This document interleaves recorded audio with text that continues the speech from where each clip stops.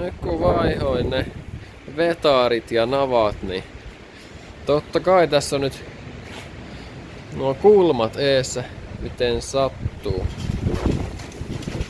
Ja säädään nyt ne kohilleen. Melkoinen myräkkä täällä. Mutta joo, jatketaan. Niin tosiaan mä tähän laitoin pari pukkia ja siihen narun väliin. Ja tosiaan tähän pitäisi tehdä molemmille puolille autoja tämä sama homma. Mutta muu ei tarvitse, kun mä tiedän tosiaan, että tai mä osaan itse hienosäätää tän kohilleen, kun mä oon tehnyt tän niin monta kertaa. Niin mun ei tarvitse. Sen taisi tosiaan niinku tästä mitata välimatka tuonne toiselle puolelle sitten. Ja katsoa, että on sama ees ja takana. Että sen saa varmasti tavallaan oikein tuon sitten. Ettei sillä ole heittoa sitä kumminkaan.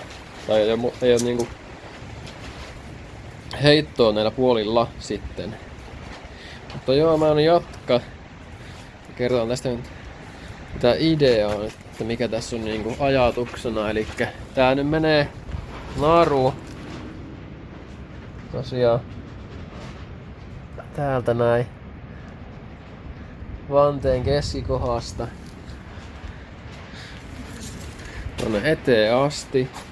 Ja tää on säädetty niin, että tässä on sama matka, eli 6 senttiä on tohon vanteen keskiöön.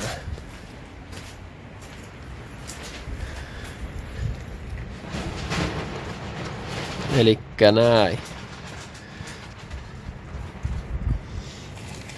Ja nyt, kun mä tiedän, että tuo on nyt suoras tuo naru tossa, niin mä voin tosiaan mitata tästä vanteen etu- ja takareunasta. Voin mitata tosiaan nämä etäisyydet, että paljon tässä on niinku heittoa sitten nyt.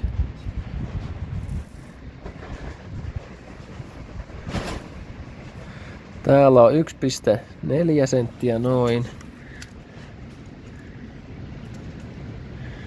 Ja tässä on 1,7 aika lailla. Ja tällähän mä en pysty tekemään mitään, kun tää on kiinteä tää takana. Mutta eestä mä tosiaan pystyn tän säätämään.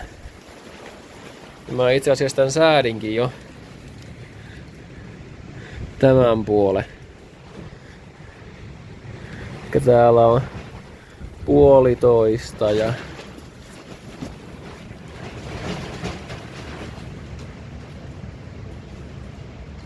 no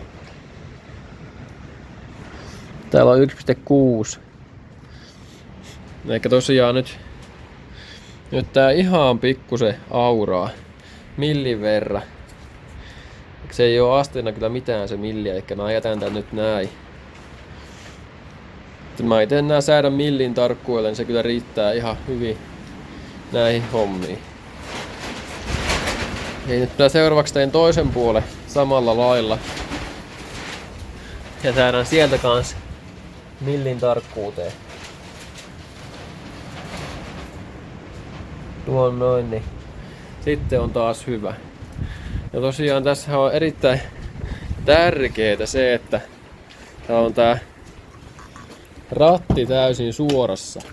Eli jos täällä on pikkunenkin heitto tuossa ratissa, niin ratti tosiaan jää sitten siihen asentoon. Ja se kannattaa tosiaan ottaa huomioon, että se ratti on tossa suorassa, jos haluaa, että se on suorassa kun teillä ajaa. Siinä on semmonen juttu. Eli tämä tosiaan on säädetty ja mä teen seuraavaksi nyt toisen puolen. Ja joo, tosiaan tämmönen systeemi ja tää on varsin toimiva. Eikä maksa mitään.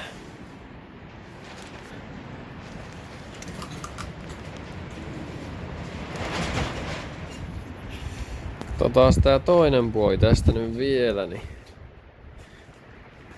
tosiaan tuo nyt on laitettu kohilleen.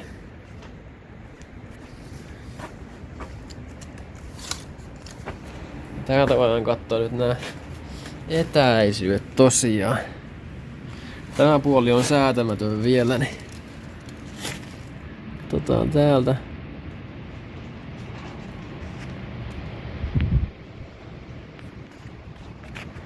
Mitä se näyttää? Noin 1,6. Nyt on niin millin tarkkaa tässä vaiheessa. Ja täällä on 1,3 aika lailla. Niin. Ja tässä on semmonen 3 milliä heittoa, että tämä on liian paljon. Ja tämän takia mulla olisi ratti nyt tuolla vinossa, jos mä näin sen jättäisin. Eikä ole mitään vähätä täältä puolta säätää vielä.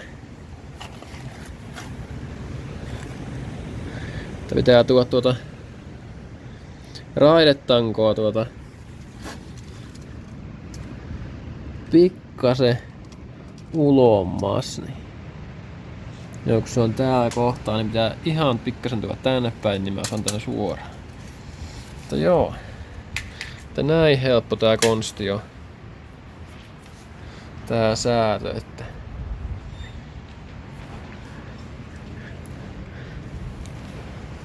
ei oo tää monimutkaisempi. Ja tästä se kyllä näkee silmälläkin jo, että tässä on heittoa jonkun verran. Mä näytän tästä säädä ja menen sitten koeajolle. Toivottavasti on hyvä.